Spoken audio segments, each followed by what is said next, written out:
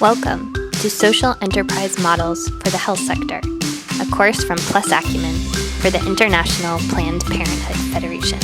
Member associations from across the Federation are taking this course, and we realize that you might be at different stages in your social enterprise journey.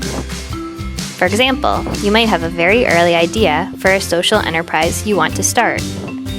Or you might have tried setting up a social enterprise before and hit some stumbling blocks. Maybe your member association already has a social enterprise up and running. You know that there are some MAs who are producing leading products and are on a path to sustainable growth.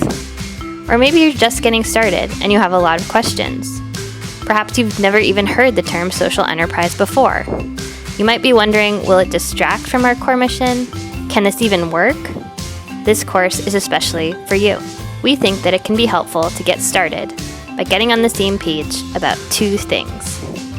First, what is a social enterprise? And second, who can be a social entrepreneur? Let's get started by meeting Sam and Ned. They had a great idea for a solar lantern that could eradicate kerosene usage. This would prevent kids from inhaling toxic fumes and would also provide electricity to families so that they could be more productive after dark. Acumen invested $200,000 in their idea, and today, their company, D-Light, has brought light to more than 50 million people in 62 countries and offset more than 4 million tons of carbon dioxide.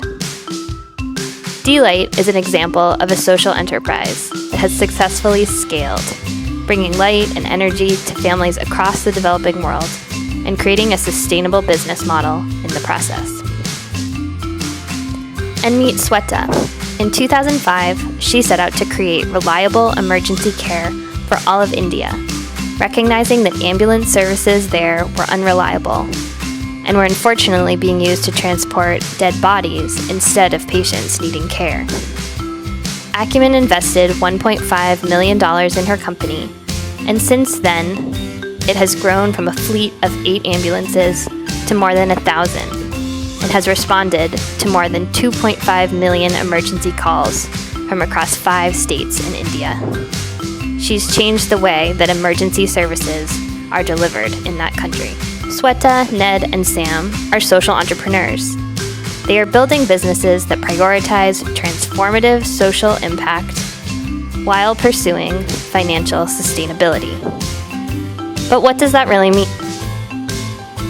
A social enterprise has 2 key components: a social impact mission, that is, a clear goal to improve lives, and a business model, or the strategy for how an enterprise will create, deliver, and capture value. A social entrepreneur is someone who possesses the financial and operational skills to successfully launch a business. They are people who come up with a great idea, turn it into a product or service, figure out how to manufacture or create it, distribute it to customers, and generate revenue so that they can keep on creating social impact. We'll talk more about the different types of social enterprises that you can set up in this course. But social entrepreneurship is not easy, and transitioning from a nonprofit to a social enterprise or earned income model can be difficult. Let's look at this case of a conservation nonprofit. They decided to set up separate enterprises that included a clam farm, a bed and breakfast, and a seaside resort to subsidize their core activities. This was an ambitious and promising plan, but it ended up failing, leaving the organization $24 million in debt. So building a social enterprise is complicated. It's hard work. It can be hard to get right. But the good news is that we've learned a lot since the earliest days of nonprofits trying to transition to earned income models. And IPPF as a whole has more experience with social enterprise development now too. In this course, we'll walk you through some of the most common pitfalls to avoid and some of the key things to get right. So how should you get started? We'll lay out a social enterprise roadmap, a series of steps you should follow to move from an idea to a scalable business. Obviously, you won't work through all of these steps during the weeks of this course, but you'll get some of the tools, frameworks, and skills to get started.